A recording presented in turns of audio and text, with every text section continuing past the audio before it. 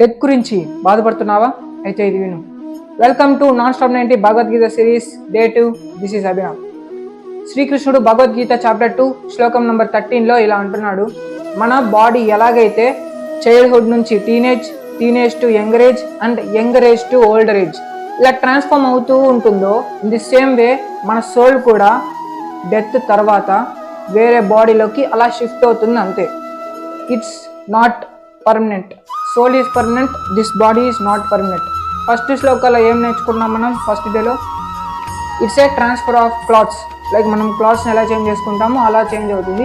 ఇందులో ఇంకో ఎగ్జాంపుల్ ఇచ్చాడు కృష్ణుడు, ఎలాగైతే younger age to old age కాలక్రమేణా ఇలా మారుతూ ఉంటుందో, సేమ్ అదేవిధంగా డెత్ తర్వాత మన సోల్ వేరే బాడీని చూజ్ చేసుకుంటుంది అకార్డింగ్ టు మన కర్మ ఫలితం.